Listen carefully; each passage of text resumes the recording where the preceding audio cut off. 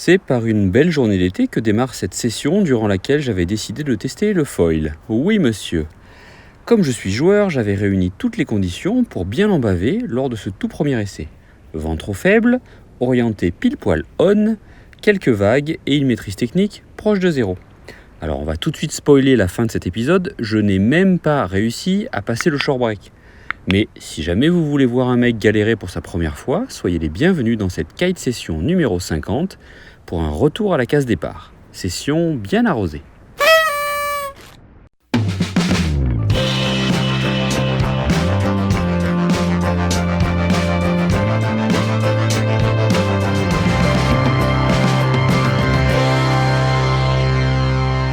Nous sommes sur le spot de l'Espiguette au Gros du Roi.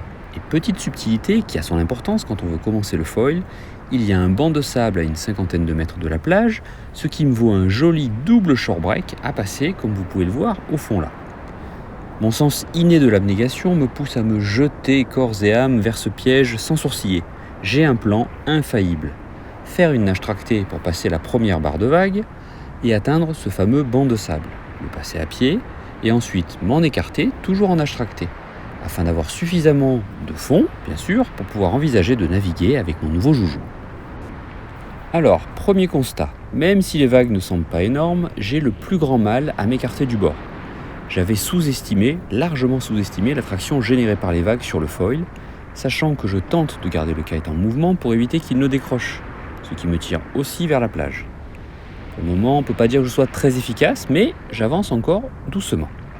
Petite dédicace au passage pour mes potes qui sont restés sur la plage, là-haut, en sirotant une bibine et qui avaient tous parié que je m'en sortirais pas. Merci les gars, ça fait plaisir. Petit moment d'hésitation là, il faut vraiment que je change de méthode car je sens bien que je n'avance plus du tout. Ah, idée de génie, et si je démarrais la nage tractée d'ici ? Pour ça, il faudrait au moins réussir à garder la board dans la bonne direction. Je m'éloigne encore un peu, et pendant que je retente de placer la board sur le côté, en position de nage tractée, les vagues me ramènent au bord. Le mât est assez long. Là encore, ça fait partie des choses à éviter pour les débutants, il paraît. Et j'en bave pour faire basculer la board sur le côté, alors qu'il n'y a pas encore assez d'eau pour que je puisse laisser le mât à la verticale. Plus facile finalement de tenir le foil par le stabilisateur. Ok. Je m'éloigne tranquillement. Toujours bien arrosé pour éviter la déshydratation. Voilà.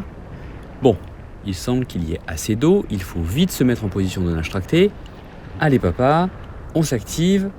Bon, je n'arrive absolument pas à trouver la bonne prise pour éviter que cette sympathique board ne parte en rotation vers le vent. C'est agaçant, hein ? J'adore, vraiment, super, je suis très calme. Il suffit alors d'une misérable erreur de barre pour que le kite me tire dans la mauvaise direction, et c'est retour à la case départ. Allez, passons à un nouvel essai. Voilà ce qui se passe quand on oriente trop la board vers le vent. Plouf. Dans l'autre sens, mais c'est pas la bonne main qui tient la board.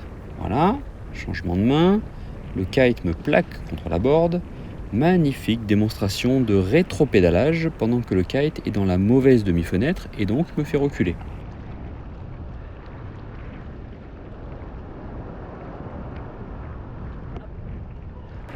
Et soudain, oh joie, j'avance. Ouais, pas longtemps. Entre le kite que je n'arrive pas à stabiliser et la direction de la board que je ne contrôle pas, c'est pas vraiment le top.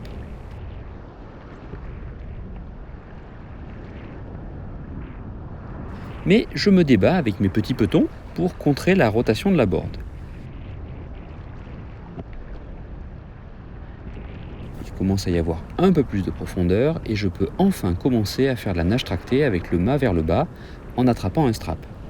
C'est beaucoup plus accessible, le foil est une machine à remonter au vent et la planche à plat permet de moins subir le clapot. Vu comment j'ai galéré pour arriver jusque-là, je me dis que je vais finalement tenter un water start et naviguer seulement dans la bande entre les deux bancs de sable. J'abandonne mon naïf espoir de naviguer plus au large. On va faire remonter la board par là. Petit problème là, le vent est bien tombé et j'ai de plus en plus de mal à garder mes lignes tendues. Ce qui est encore plus dangereux en foil, car si jamais le kite tombe et que le foil se prend dans les lignes, c'est la galère assurée.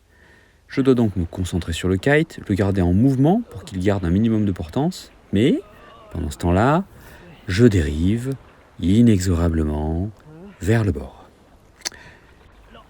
Avec la barre qui se paye une petite pause dans les straps au moment où il faudrait choquer pour pouvoir laisser le kite remonter. Non.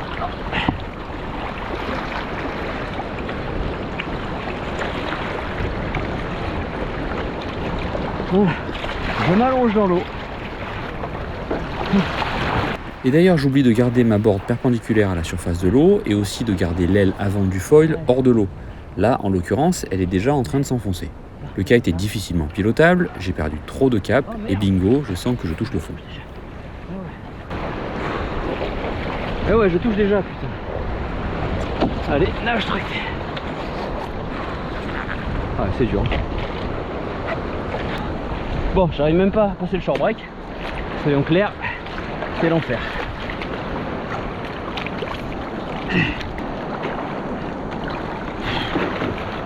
Putain, c'est dur. Bon, là, je fais surborder mon kite qui recule.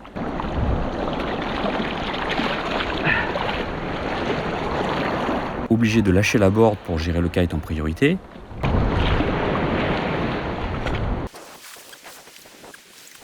Et on essaie de faire basculer cette board là. Position très académique, mais oui, on sent la maîtrise, carrément. En force, en poussant de toutes mes forces, j'arrive même pas à le relever.